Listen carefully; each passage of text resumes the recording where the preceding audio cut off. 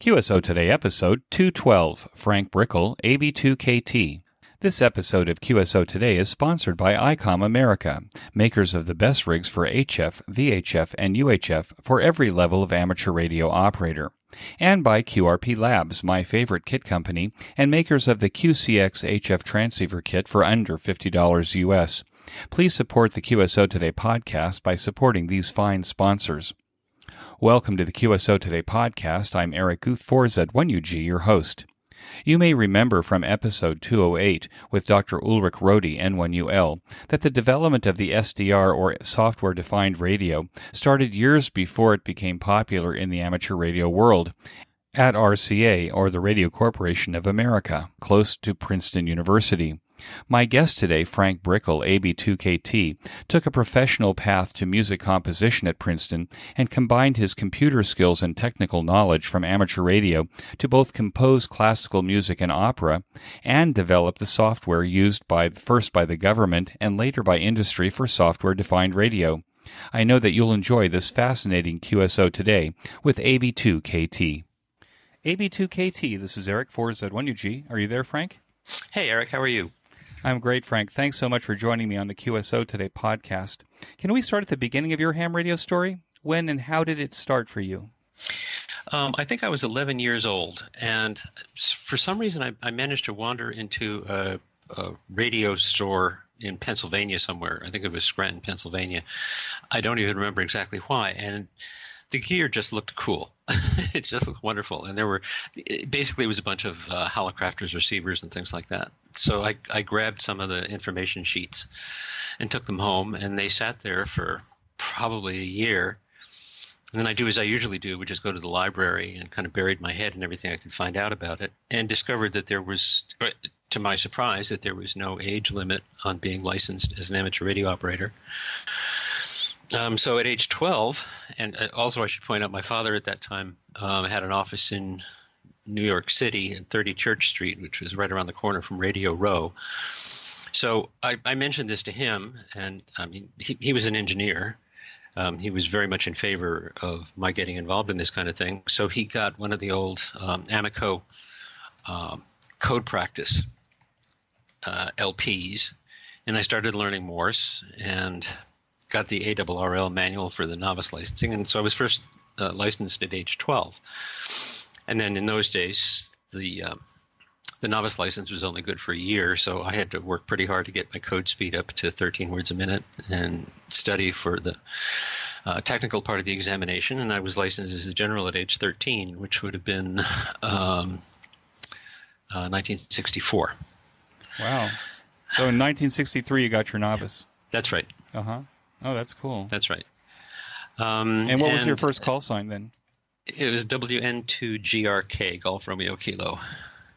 And then it became WB2, Golf Romeo Kilo. And did you have any mentors or Elmers that helped you along, or was your father primarily the guy that pushed you through? He taught me most of the technical stuff. So, for example, I mean, he was a mechanical engineer, but he had studied a lot of electrical engineering. So he taught me that stuff. As far as the practical issues were concerned, there were two people in the town where I was living at the time, which was Tenafly in New Jersey. And one of them was a wonderful man named Bert Holge, W2TQS, who helped me a great deal. And he was also the one who administered the novice exam to me. And there was another guy in town. His name was Joe Bensler, and I have been trying to remember or look up his call sign ever since we arranged to have this conversation. And for some reason, I can't remember it. But, I mean, he also was extremely helpful to me. So there were those two. You know, perhaps there's a listener who'll remember Joe's call sign. Yeah. You never can tell. Yeah. So what was your first rig?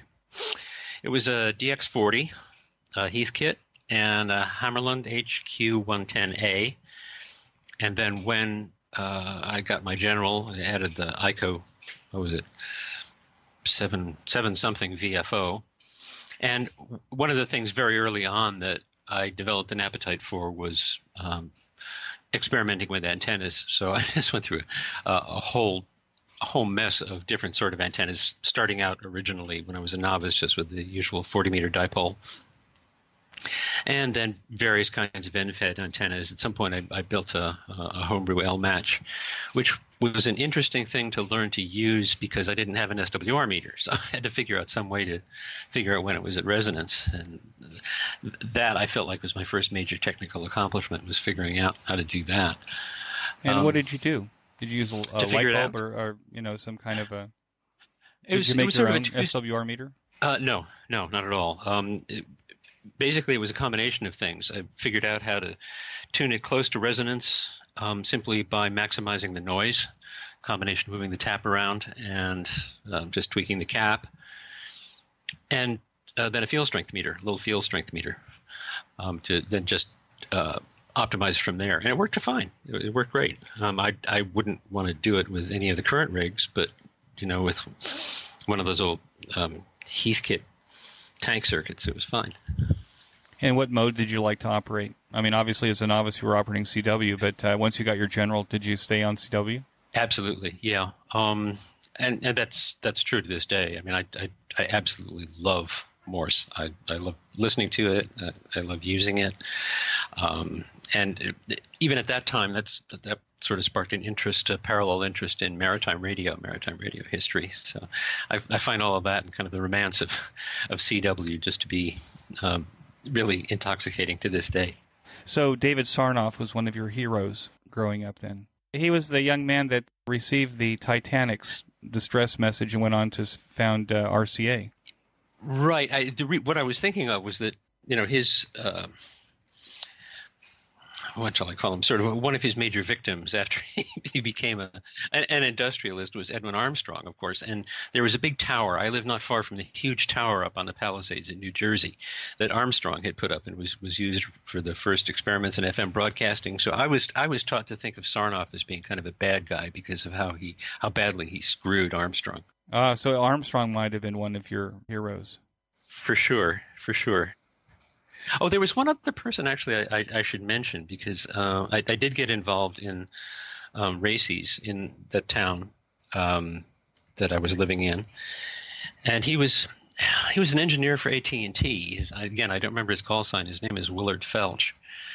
And he was very good to us local kids because there was a lot of 2-meter gear that was associated with the basically anticipating some sort of nuclear disaster. There were a lot of the Gonset 2 and 6 meter rigs sitting down in the shelter in the school, and he used to let us take them out and experiment with different kinds of configurations all over the town to get some kind of nice saturation of coverage. So he was another guy, and he was very good to us also.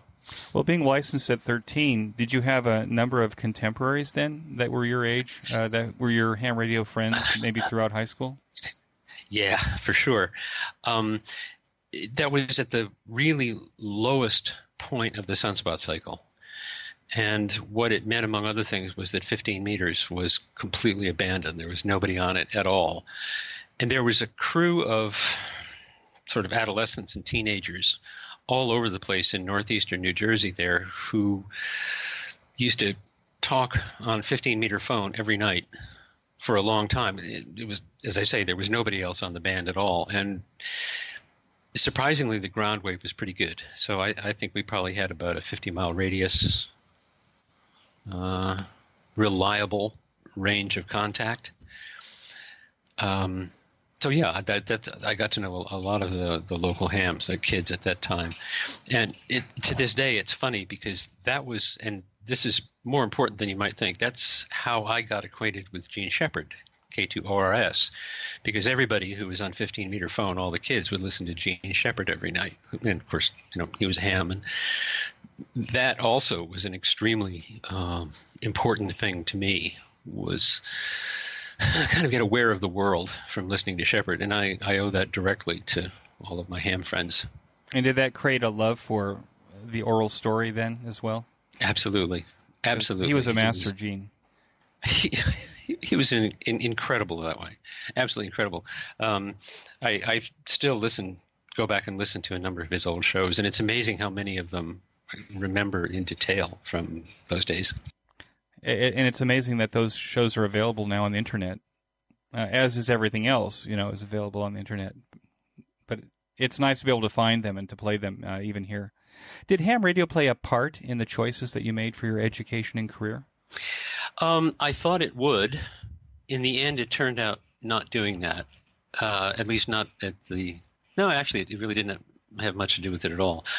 I expected, because of all this background, I expected to be a student of math and science and go on to some sort of technical career, either engineering or something else. I wound up not going to the local high school, but instead going to a prep school in New York City, which made things a little different. When I got there, I discovered an appetite for classical languages and things like that. So I wound up studying Latin and Greek and a number of other things, and didn't really have an awful lot of time for technical studies at that point. And so at the time, it seemed like what that was doing was sending me off in a completely different direction that was totally unrelated to ham radio. And by the time I went to university, I really didn't have the time to be on the air, to be doing much of anything associated with radio. However, what it did mean was that, and this was one of the other advantages of being in that high school, was we had pretty much free access to the computer at Fordham University, which was an old IBM 1420.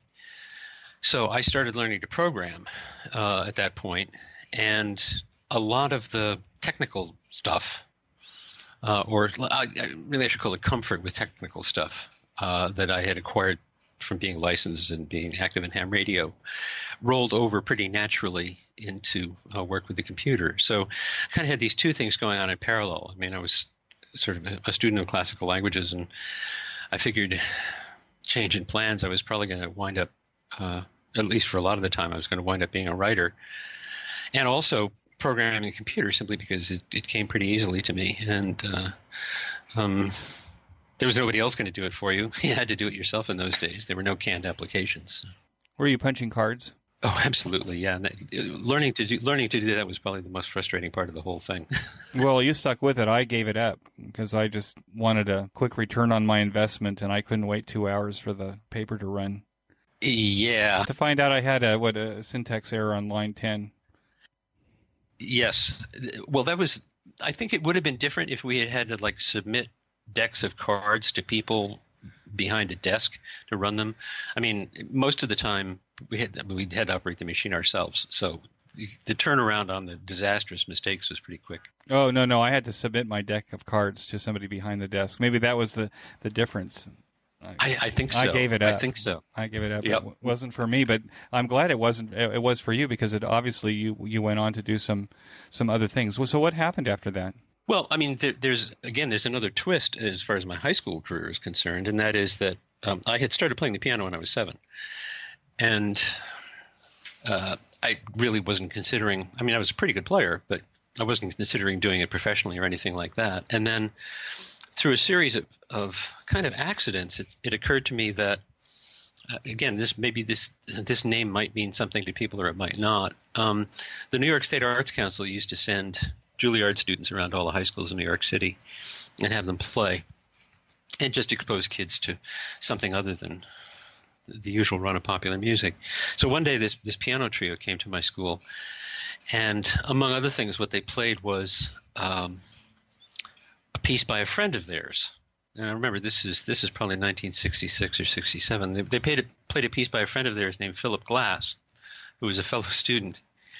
And if anybody who's marginally conversant in contemporary music will know that Philip Glass is, at this point, one of the most famous composers in the world. And I said, wait a minute. You mean people are actually still writing music for piano trios and things like that? And I mean, it was instantaneous. That was the point at which I decided, that's absolutely what I have to do. And so, I mean, that moment kind of determined the rest of my life. Wow. And so you went on, did you go on to Juilliard? No, I went to Princeton. I did all my degrees at Princeton. And the reason for that, among other things, was that it was at the time probably the best graduate school for composition in the world. And it was a center for all kinds of things musically. And again, I didn't find this out until I got there. It was also one of the centers for computer music and the extremely early stages of digital signal processing. So that's where the technical background and experience with the computer merged with everything else that I was interested in. So for the period of time that I was there, which was the sort of the bachelor's through the PhD, I mean, I was enormously immersed in doing signal processing and computer music, and with some of the foundational people in the field, and one of the few places where you could do it pretty much to your heart's content. And were you composing at that time? Oh, yes, absolutely. Uh-huh. Yeah, I mean, that's when I decided that's what I wanted to do. I started doing immediately. I wrote a Broadway style musical in my senior year, and haven't stopped since then. You're still a composer, and you're a composer of operatic music. What piece or what composition is in your mind, your best work? My best work? Actually, I think it's the one I just finished. I mean, I don't always say that, but in this case, yeah, it's a song cycle for mezzo-soprano and guitar that uses texts, a whole bunch of texts in German and French that have already been set by extremely famous people like Brahms and Schumann and Hugo Wolf. So this is really a sort of a wise-ass thing to do, is to take these texts and put them together in a single song cycle. But I managed to sort of bring together a lot of things that I've been working towards for about 20 years in terms of control of harmonic motion and the kind of blending of the instrumental support with the singer. So yeah, it's really pretty good. It's going to be premiered in New York in October. That's not what I'm seeing on YouTube right now, because you actually have a series of videos on YouTube with soprano and a guitar. Yeah, this is written for those people. The things that are on YouTube are just individual songs that I had written for them. But this is sort of a much larger piece that they commissioned. Yeah. What are you calling that, so that we know what to look for in the future? It's called Song Cycle in the Form of 32 Variations. I mean, as far as the thing. Okay, I was just going to say, in terms of the pieces that you can find easily on the internet, I think probably one that will appeal to people a lot is the little puppet opera, The Creation of the World and Fall of the Angels. Okay, yeah, no, I think all you have to do is put Frank Brickle into YouTube. You get a lot of returns of people performing your music. And yeah, there's a lot of stuff on SoundCloud cool. too. Also. Oh, thank you very much. I appreciate your giving me the opportunity to sort of wave the flag for all of this. That's great. Thank you. You're waving the flag to ham radio operators as well.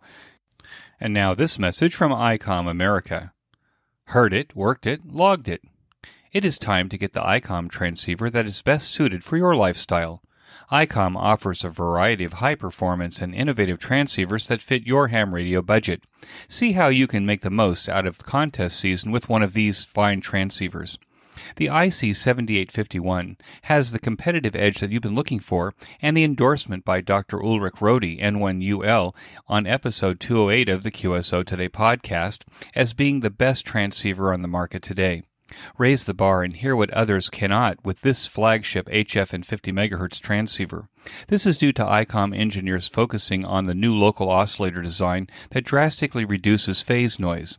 This noise reduction and purity of the LO results in an RMDR of 110 dB, allowing you to hear the extremely weak signals, making the IC7851 the perfect rig for making contacts at the bottom of the sunspot cycle. In addition, this fine rig has a spectrum scope, dual receivers, and a digital voice recorder. The IC7610 is the SDR every ham wants, and just in time for contest season. This high-performance SDR has the ability to pick out the faintest of signals in the presence of stronger adjacent signals. The new ICOM 7610 is a direct sampling software-defined radio that will change the world's definition of an SDR transceiver. Its features include RF direct sampling system, 110 dB RMDR, independent dual receivers, and dual digicell. The IC7300 has changed the way that an entry-level HF transceiver is designed. This rig is a high-performance, innovative HF transceiver with compact design that will far exceed your expectations. It includes an RF direct sampling system, 15 discrete bandpass filters, large 4.3-inch color touchscreen, real-time spectrum scope, internal antenna tuner, and an SD card memory slot. No matter which ICOM rig you choose, you'll be a winner. Be sure to check out these fine rigs at www.icomamerica.com, and when you finally go to make your ICOM purchase, be sure to tell the dealer that you heard it here on QSO Today. And now back to our QSO. Not to cut this short, but I think what we should jump in a little bit into the ham radio side of your life as well. When you Google Frank Brickle AB2KT, there are a lot of references to you and SDR, software-defined radio. Can we start? Yep. I have a sense, based on what you did at Princeton, maybe how this kind of evolved. But can we start at the beginning of your SDR story, and how did it begin? Yeah, actually, the beginning of it is kind of a continuation of what we were talking about a moment ago. Most people who have my background, my educational background in music, wind up being professors of music someplace or other. And I knew that I didn't want to do that. I mean, I just sort of had no appetite for spending the rest of my life in an academic institution. So it wasn't really sure exactly how I was planning to support myself, because it's really hard to do that starting out as a composer. And through a combination of, again, almost accidents, I wound up, because of the technical skills and everything else, I wound up getting an invitation to come to work on the research staff of an organization called the Center for Communications Research in Princeton. And one of the great things about this place was that it was understood that you were going to devote a certain proportion of your time to doing your own work, which in my case was composition, as well as working on their problems.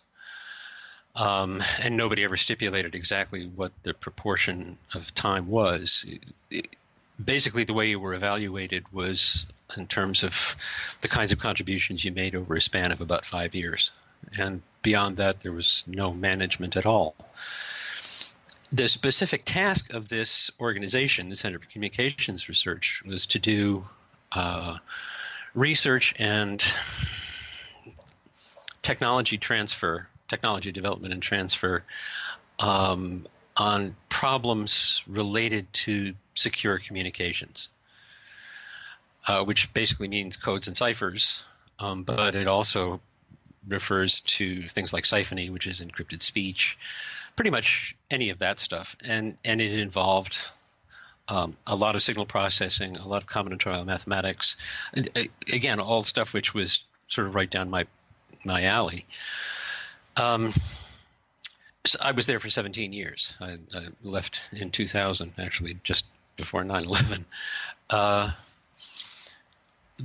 One of the consequences of that was that the sponsor of this organization was the U.S. Department of Defense, and we were encouraged to stick our fingers into whatever interesting problems we could find. And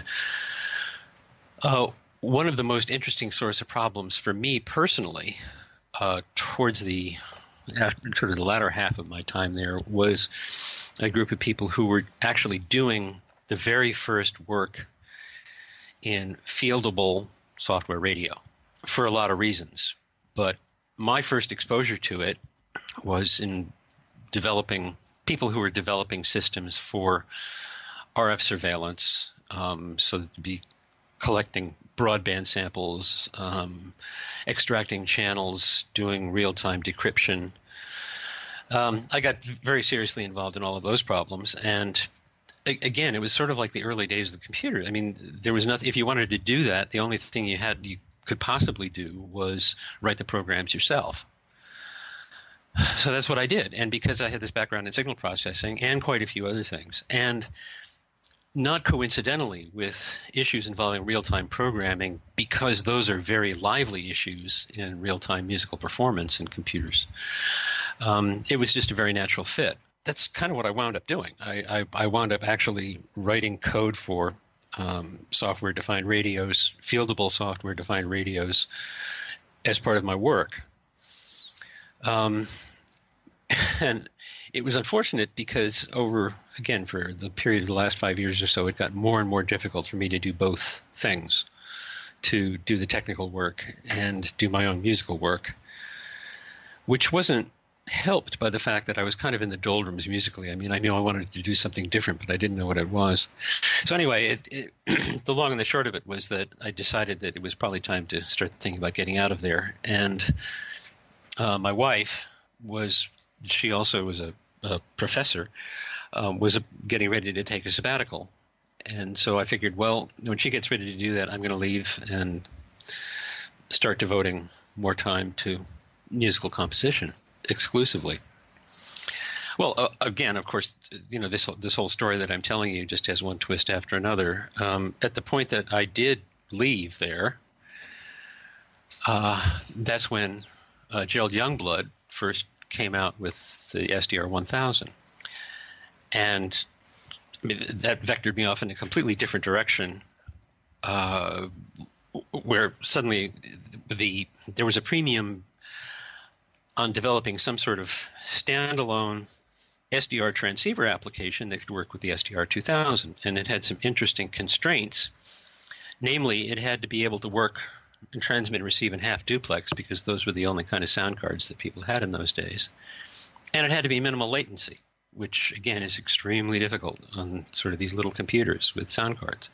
So it was technically a huge challenge, and that's what led to the development of DTTSP, which was the SDR core for Power SDR and a bunch of other things. And I should also point out that my partner in crime in a lot of this, because we worked in the same place, was Bob McGuire and 4HY. So a lot of this wasn't exactly joint development. I mean, we kind of did it in parallel. We worked together, but it was more ping-ponging off one another. Parallel play. Yeah, sort of. That's right. Gerald was my guest in episode 57 of the QSO Today podcast. Right. That's very interesting.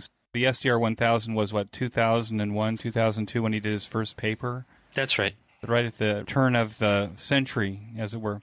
So that explains then what your association then is with Flex Radio and Power SDR. Gerald was one of the first out there. Mm-hmm.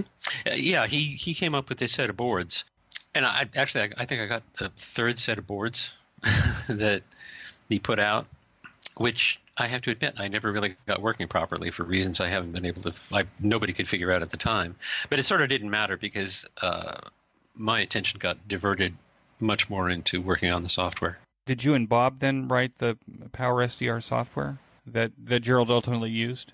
Yes, that's right. I mean, what happened was basically Bob and I jointly developed the algorithms. I suspect that was probably about a 60-40 thing as far as developing the specific algorithms were concerned. And I did pretty much everything else, which involved a lot of concurrency, a lot of threaded programming, which was a real pain in the neck to get right. And he was continuing with algorithm development and the technology transfer, finding different places for this software to go. So thanks to him, I mean, they're totally outside of Power SDR. I think it's probably no longer true, but for a long time there were probably 15 or 20,000 installations of DTTSP, which is the SDR core for Power SDR, that places all over the world. A lot of government sites. Wow, interesting. Now, Power SDR wasn't just exclusive to Flex Radio, I think, wasn't it kind of adapted and used by all of the SDR radios that came along later? Not all of them, among other things, because Power SDR was and is a very problematic thing. Why is that? Well, for one thing, because it runs on Windows. Okay. Enough said. Yeah, no, I mean, no, I'm kidding. I can't describe to you the number of headaches that have been engendered in amateur radio SDR by this dependence on Windows. It's from my point of view, it's just been a catastrophe. But there it is. Well, because it's always I mean, I hate to say this to Windows users, and I am one, and as I told Frank at the beginning of the show before we started recording, I think I've used my last Windows operating system, but I think Windows is always a moving target, isn't it? Isn't it, with every update or something like that? Yeah, and also, I mean, the simple design of Windows is such that it's anything you need to do that actually has to have minimum guarantee latency is going to be as difficult a thing as you can possibly do on the operating system, because in order to guarantee maximum responsiveness to the mouse and anything that was appearing on the screen, the stuff that Windows wanted to do with the screen and the mouse and the keyboard took precedence over pretty much everything else that you wanted to do. And they found ways to try and cooperate with the world, but I mean, it's a nightmare for doing that, trying to do that kind of programming still to this day. Now, you told me earlier that you do most of your work on a Macintosh, or no longer a Macintosh, but Apple Mac equipment. Is PowerSDR available in the Mac environment and also in the Linux environment? Lord, I have no idea. I honestly have no idea. I stopped paying attention to that long ago. Well, does that mean that you're no longer doing SDR, or are you no longer using PowerSDR as a software to drive your SDR projects? No, I'm really doing very little technical work of any kind at this point, for the simple reason that the turn that SDR, software-defined radio for amateur purposes, and the development of it, a turn that it took, I don't know, starting about 10 years ago, maybe a little less, was very discouraging to me, and it just kind of squashed all the interest I had in working in the field out completely. I mean, we can get into that later if you want, but even though there are now commercial products which are extremely successful that rely on SDR technology, it seems to me that in the long run they're going to turn out to be as problematic for the development of the field as anything else. I mean, for a lot of people, SDR means at this point basically just having a PAN adapter. If you give them something that has a PAN adapter, they're happy. Whereas it became clear very early on to me that the potential for SDR, for software-defined radio and that technology to revolutionize everything about the way amateur radio is done was enormous, and it wasn't even that tough technically. But hams tend to be very conservative, and what's happened is they've tried to squash all of it. Look, it's just like the early automobiles were made to look like horseless carriages. All of the SDR technology has been squashed into something that looks like a conventional radio that just has a nicer user interface on it, which on top of that, most of it has been pushed into firmware, which is understandable for commercial reasons. But essentially what it means is that the total azimuth available for experimentation with any of this stuff is extremely small. I mean, there are only very few people who are doing anything that's even remotely interesting as far as I'm concerned at this point. And I have better things to do with my time. I thought that the original promise of SDR, and I'm not an SDR user, and it's not because I don't want to, it's just I'm not there yet. But I thought the original promise of SDR, at least for amateur radio, was perhaps the ability to listen and decode and decipher signals in multiple places at the same time. So if you were a contester, for example, you could have your eyes on other bands and opportunities, so you'd have that opportunity to pounce. Am I off base here? Is that... No. I think you put your finger on... I mean, that's merely one of the more immediate applications of exactly that sort of thing. You're absolutely right. And that's a good application of the kind of background technology that I'm talking about. But it should be... Well, I was talking about synthesizers and how when they originally came out, they were monophonic. In other words, you had a keyboard there that looked like a piano keyboard, but you could only play one note at a time. And then, lo and behold, somebody came up with a way of playing two notes at a time. So the question was, is this an improvement of 100% or 1/88th? Right. And you have 10 fingers, too, so is it an improvement at all? That's right. So, I mean, that's sort of where we're at. I mean, most of the SDR technology that lets you do anything remotely like what you're describing it's just a fractional improvement, when in fact it should be completely generalizable, and it's not even conceptually that difficult. the fact is that a lot of the people are kind of slow to pick up on sort of what the potential is. Here's another example. Okay. One of the things that it's easiest to do with SDR is to achieve frequency agility. So, for example, frequency hopping spread spectrum, which I'm not necessarily suggesting, but frequency hopping spread spectrum is a triviality with SDR transmission. And with encryption, frequency hopping spread spectrum with encryption. Right.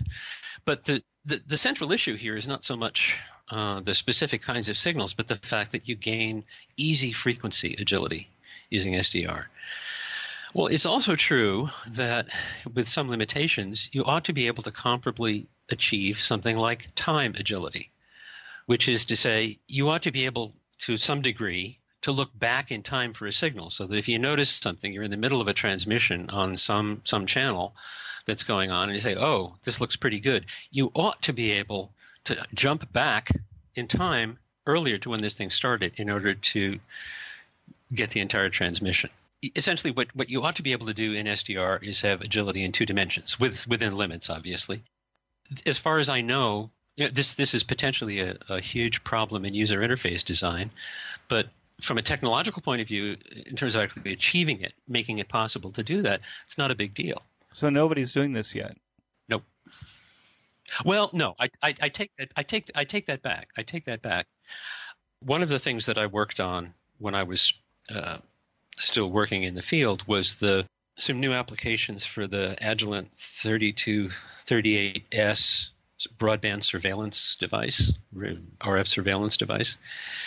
And what I was working on was the automatic identification of signals, which is another issue. That's something I worked on a lot. But it sort of you kind of point and click and say, what is this? And it'll tell you out of all the possible signal types in the world, what is it?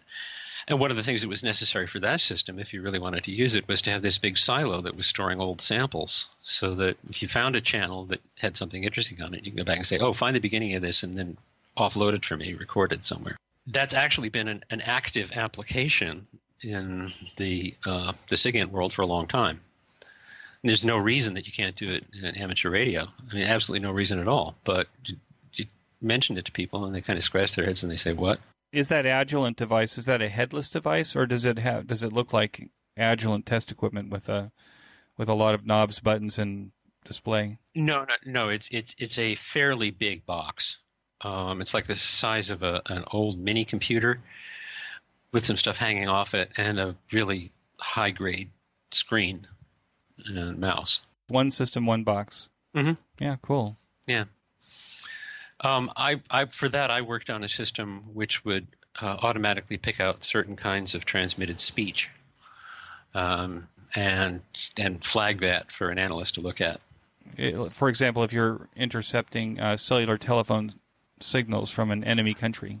Right. Or even in a friendly country. Sure. Yes.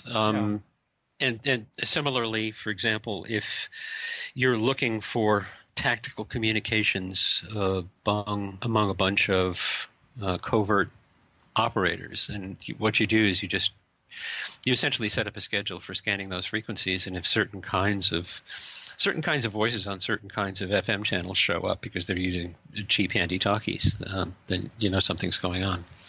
Oh, that's really cool. You wrote a paper with Bob McGuire, N4HY, who you mentioned earlier, and the paper was called AMSAT Oscar Echo SDR 1000 High-Speed FSK. Now, this is an old paper, and you proposed using an SDR transceiver as a way to work satellites. Yes. If one of the listeners, even me, wanted to get into satellites for the first time, can you suggest a route to building the first SDR base station? As a project, rather than maybe going, not to knock anybody's radio, but to going to a commercial vendor and getting the solution.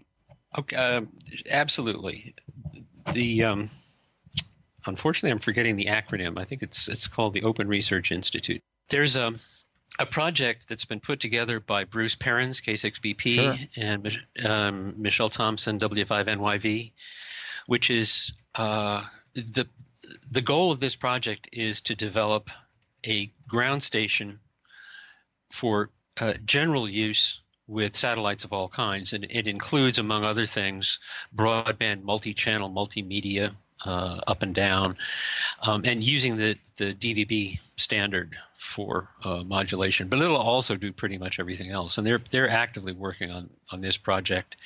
And the core of it uses GNU radio, which I would suggest anybody who's interested in doing some sort of experimentation should start there. Using GNU radio for the software and any number of different hardware interfaces, from that little RTL SDR dongle to all of the RF interfaces from Etis Research and any number of other things. I mean, there are more of them now than you can shake a stick at, but that's absolutely the place to start. I mean, you could put together a simple FM transponder-based SDR station with GNU radio and one of these devices. If you knew what you were doing, you could put it together in a couple days. For under $200, perhaps. Possibly. I don't know about I'm thinking the transmit side might be more, but yeah, you can certainly do the downlink, though. I mean, easily for less than that. Right. I think those RTL SDR dongles are $20 and less on eBay. Right. Right. And the software, of course, is completely free. It's totally open source.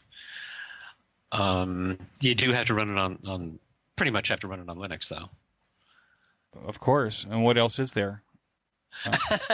Yeah. for this kind of work, for us newly converted. Yeah. No. And for this kind of work, you're kind of nuts to do anything else. And now this message from QRP Labs. Hans Summers, G0UPL, informs me that he has sold over 5,000 QCX transceiver kits. I hope that in large part this is due to the promotion on the QSO Today podcast of this amazing single-board transceiver kit for under $50 from QRP Labs. The QCX is a feature-packed high-performance single-band 5-watt CW transceiver kit with whisper beacon and built-in alignment and test equipment tools. It is available for 80, 60, 40, 30, 20, or the 17-meter bands.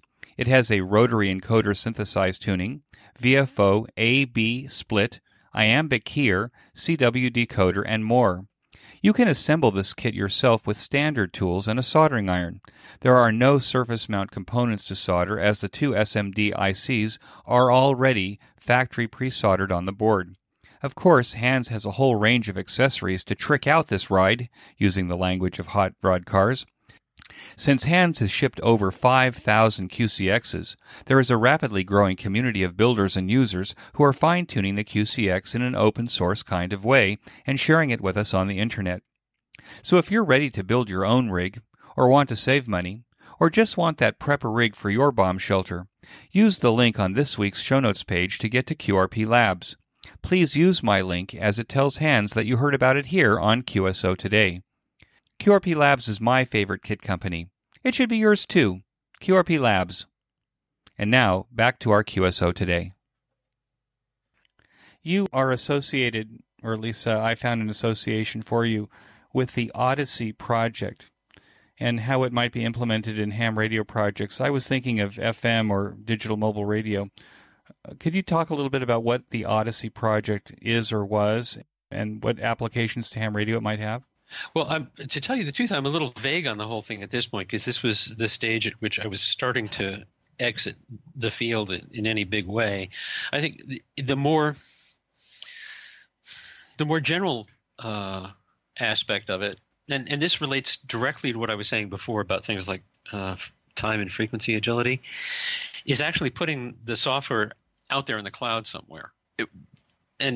Earlier, when we were just talking about this briefly before we started recording, you had raised the question of what do you do about hardware? Well, in some ways, that's easy. Well, we were talking about a cloud-based SDR receiver, like maybe putting the SDR receiver on a DigitalOcean droplet or something like that. Yes, that's right. That's right.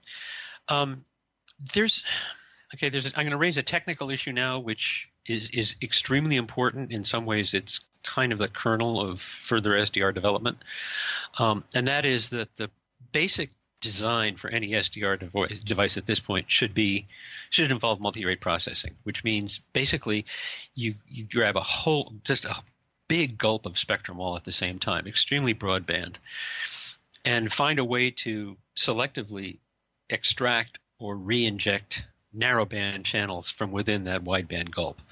So it's basically the wideband processing and the channel extraction or insertion that's going on in the cloud. And you say, okay, give me this much spectrum from this time to this time and just feed it to me in real time, please. And I will do the rest of the processing locally. Again, it's pretty obvious to me that this is, for a lot of applications, this is how it ought to be done, that there's some sort of central server that's just doing nothing but sucking in or spitting back out broadband spectrum. And you have a bunch of other applications which can be anywhere, given a network, that what they do is they request specific channels at frequencies and bandwidths to be extracted and sent to them in real time. And it's extremely straightforward.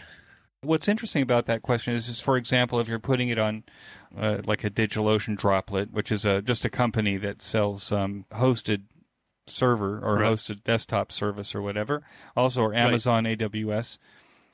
Where do you put the receiver? Can you convince Amazon or these guys to take your SDR receiver and plug it into a port on their server farm? Or do you need to have a very large uplink connection from wherever you put the receiver in order to get that much data into the cloud for processing? I don't know the answer to that. I mean, it's one of those things that is difficult to answer in principle because there are so many practical considerations involved. You want the USB port in a data center. Plug the receiver in, right? But if you were doing it from your house on ADSL, then you wouldn't have enough upstream bandwidth in order to give you the desired result, I think, in the cloud. Yeah, I mean, in practical terms, it's tough because, like, I have a fast downlink to my machine here, just in my apartment. The uplink speed is nowhere comparable to that. So, what you really need, you need a special interface. I mean, again, it's one of the problems actually with consumer machines of any kind, even very high grade ones, for this kind of application, because the limiting factor is always how fast you can get data in and out of the memory of the machine, and that's still not very fast for most consumer machines. So you probably have to do something, at least for the time being, something a little special. It's a great question to wrap your head around, though. Yeah, it sure is. It sure is, and in some ways, it's almost like creating an Internet of Things, IoT devices, IoT SDR receivers planted all over the place, and then kind of aggregating their tiny signals into a large signal. Yes, very much so. That would seem to be the solution for it, and I think you put your finger right on it. Again, that's not an extremely difficult problem. You can do it, and the technical means for taking those, they have to be, each of the individual channels has to be a little bit oversampled in such a way that when you merge them, you can afford to throw away a little bit of the bandwidth. But you can do that. You can get individual subchannels of various sizes and merge them into one broadband channel, from which you then in turn go and extract subchannels. Yes, that would appear to be the solution at the moment. I hope you don't mind pre-associating here. The SETI project, the search for extraterrestrial intelligence, has a screensaver that's used for doing data processing on your computer for SETI while you're not using your computer. Mm-hmm. What an interesting idea that if you could get people to subscribe and take one of these RTL SDR dongles and plug it in and an antenna someplace, that if you get enough of these receivers out there, then you could actually do something very similar where you're actually taking samples from all of these subscribers and then putting it up into the cloud and then doing some real processing to actually see what's happening out there. Yeah, and it's even just at the level of sort of how much duplication, how much random distribution over the entire spectrum, given the bandwidth of the individual devices. I mean, sort of, how much do you have to overdo it? How much do you have to supersaturate the array of receivers in order to guarantee that you're going to get full coverage pretty much all the time? That in itself is kind of an interesting combinatorial problem, I think. But that's a really good idea. That's a really, really good idea. So it's out there for any of the listeners to remember QSO today if you make $1 million. But right. Well, I have a box that's sitting off my cable modem that does nothing but use sort of unused cycles to constantly monitor what the bandwidth is in and out from my apartment. And these boxes are all over the place here. I don't know whether they're anyplace else, but they're all over the place in Vancouver. And they don't eat much. They just sort of sit there and they sample the bandwidth and they provide a very accurate picture of what the network performance is. It's a little bit like that, I think. Yeah, I think it could be.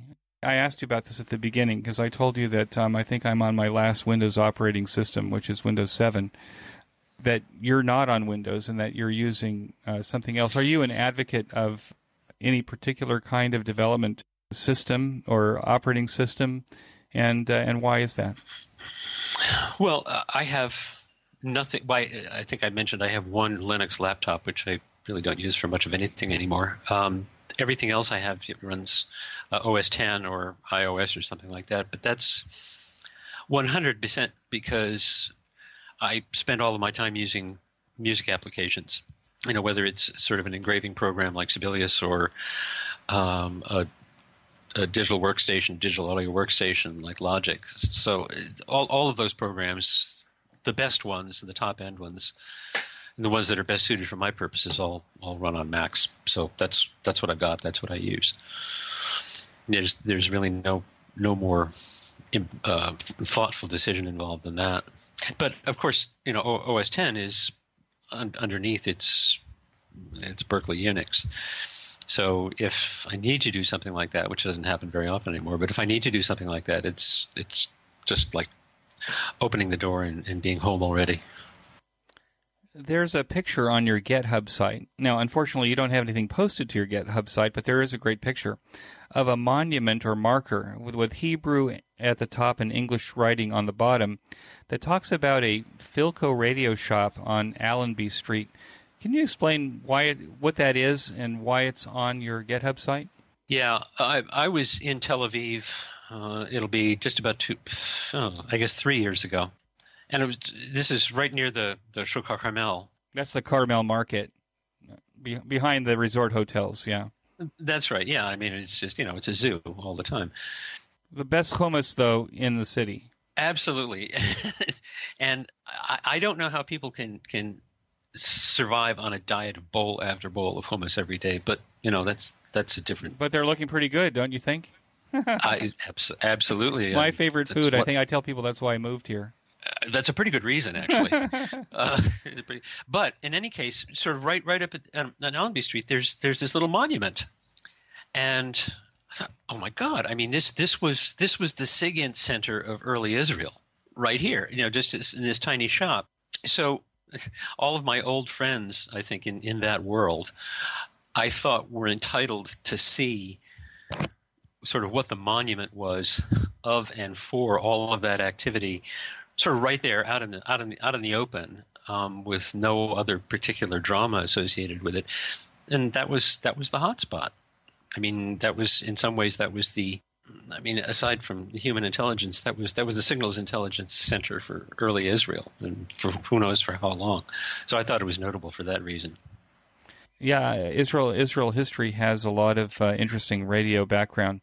I think in episode 9, I'll have to make sure and put that in the show notes page, I had Amnon Bar Giora, who was the founder of, or one of the founders of the Israel Amateur Radio Club, which is the National Club of Israel, and the Amateur Radio Service in Israel. Mm-hmm. There's a long history with radio, and I think Motorola had its first out-of-country research and development center in Israel in like 1962. So there's a long history. Yeah. Well, and still to this day. I mean, if you want to buy some sort of if you want to buy an HF radio for your plane these days that has ALE, I mean, there aren't very many places you can get it, but one of the places you can get it is from Mobat, right? Right. Yeah, it's pretty amazing. Yeah. What kind of impact has amateur radio had on your family life? It was very, very direct, actually. I mean, my late wife wasn't particularly happy that I was spending a lot of time in the shack doing this sort of thing. She had mixed feelings about it, and she wasn't entirely crazy about antennas, but she was extremely active physically, and we like to hike and ride bicycles and extended trips and things like that. And when I discovered HF Portable, it's like I developed a new enthusiasm for taking these trips and doing these excursions together. So we wound up doing a lot of things, doing a lot of hikes, going a lot of places for that purpose, which for her were aesthetic and for me were an excuse to do some HF Portable operation. So it was actually pretty good. It worked out very well. She was a lot happier when I was out hiking with her, and she had no problem with my setting up for a while and on the top of a hill somewhere and playing some radio. So it was actually pretty positive. Now, are you still playing radio with HF Portable? It's about the only thing I can do because, again, I'm not sure it's clear. I mean, I migrated to Canada in 2010. I've been living in Vancouver. I've been living in Vancouver part-time for a while, but I've been living here full-time since 2014. I have a wonderful apartment which looks straight across at the mountains on the North Shore. I can see all the Olympic sites, which means I have absolutely no coverage southward, and the RF environment here really sucks. It's just really bad. So about the only thing I can do is HF Portable at this point. And what's your HF Portable rig? I use one of two FT817s and sometimes a manual tuner, sometimes automatic. I have an 857, which I run at low power sometimes. It's been the same thing I've used for a long time. For quite a while, what I used it mostly for was doing QRP Portable for the VHF UHF contests, which is something that I really, really enjoy doing. Thinking about getting a KX2, but unlike a lot of people, I find the VHF UHF coverage to be very important. I like it a lot. So it's nothing very complicated. I'm just in the process also getting a new car, so I think I might have a mobile rig where I can actually take down the antenna and things like that. It's pretty simple. But it's just too noisy to operate at home. Do you operate SOTA or radar or any of those contests? I actually was originally involved in trying to get SOTA to expand into North America, which it didn't at the time. And I would now, too, except my knees kind of won't let me do the climbing anymore, which is sad. I would really love to do it because the peaks around here are fabulous. What I'm hoping to do is do some more IOTA operation, especially from the Haida Gwaii and some of the Gulf Islands here just off Vancouver. Right. My father lives near Port Angeles, so he's looking out across the Puget Sound towards Vancouver and Vancouver Island. Yeah. It's a beautiful area, and certainly with IOTA, which is islands on the air, there's a lot of islands to work in there. Boy, there are, and it's surprising how few of them have had much activation at all, considering how easy they are to get to. So I'm kind of rubbing my hands and sort of keeping it to myself. So are you thinking of doing IOTA by canoe or something like that? It would kind of be like summits on the air, except you'd save your knees. Yeah, absolutely. I happen to like ocean-going kayaking quite a bit, although I haven't done it in a while, and that always seemed to be an ideal way to go to sort of combine those things. Although my wife, I was telling you about that we did a lot of these activities together. We started an ocean kayaking tour together, and she found herself incapable of steering the damn thing, so we got kicked off the tour. So I think it's something I'll have to pursue myself at this point. But yeah, that's very appealing. What excites you the most about what's happening in amateur radio now? Right at this very moment, I think, and again, this has to do with the ground station project that I was describing before with W5NYV and K6BP. Mm-hmm. You're getting a lot of people who are in the position to make serious technical contributions to what will be, I think, commonplace amateur activity. A lot of people who weren't really technically involved in the hobby before. It's kind of like, the effect that Joe Taylor had. Right. With the digital modes. Yes, yeah. Exactly. Right. Well, imagine that kind of squared. In terms of the different kinds of activity that become possible when you have like broadband digital modulation schemes available with relatively inexpensive rigs. I mean, both terrestrially and to satellites. I mean, the potential for it is extraordinary. And there's some awfully smart people who are coming in. And also the other thing, this is just sort of my hobby horse, but I'm really, really happy that there are so many people who are not merely expressing an interest, but actually acting on the desire to learn CW, even they don't have to. It is kind of amazing, isn't it? It seems that I think there's more people learning CW now or operating CW now than before when CW was required. Oh, yeah, when they had to do it, it was unappealing. But yeah, no, very much so. I kind of miss some of the old high-speed operators. I mean, that was something else entirely. And what was interesting, I thought, was that the high-speed CW operators had almost a unique dialect of English, because the way you hear slow speed ops or slower speed ops, and this is not a criticism, this is just sort of a historical fact. I mean, people tend to spell things out, and they tend to use punctuation. And, the old high-speed guys, I mean, there were only two forms of punctuation. There was a comma, which they would use sort of while they were thinking what to say next, and, the BT, the break, and that was it. It was just a very different conversational style, and I kind of miss that. It's sad that you don't hear it much anymore. Well, but it seems to be with groups like CW Ops, which are working on, bringing CW operators in, that could be the PhD program for CW Ops. That some of those, what I'm saying is that you're bringing people in and you want to get to the high-speed style. I know that that the Europeans have a whole international contest of high-speed CW operation, which appears to be that they're just using code oscillators and they're not doing it on the air, but there's a lot of people learning Morse code and doing it at very high speeds. Yeah. I guess that we should figure out a way to get them on the radio. That would be terrific, actually, if you could do that. I don't know. It was sort of a surprise, kind of a long story, but it turns out that the building that I live in, the building manager, I mean, she's a terrific woman, but it turns out her husband is this like really big league Canadian contester. And ham radio contester? Yeah, right. I mean, he's originally Serbian and moved here, and I mean, this guy is really kind of amazing as far as that sort of thing is concerned. Apparently, he's sort of a legendary figure. So I always sort of figured two things. That first of all, if I ever really worked up my nerves, she might be willing to let me put an antenna up on the roof. And also, apparently this guy's station is also amazing, so I'd love to have a look at it and just kind of watch him in operation sometime, because he's It's in the Vancouver area? Yeah, that's right. The landlady doesn't live in the building. She's not anymore. She has they have an office and an apartment here, but they don't live here anymore. No. Oh, I see. Oh, that's too bad. Well, I guess you'll have to get the nerve at some point and right, and see what you can do. After I get my refrigerator replaced, then I'll start talking. What advice would you give to newer returning hams? Oh, just jump in. Spend more time listening than you do talking.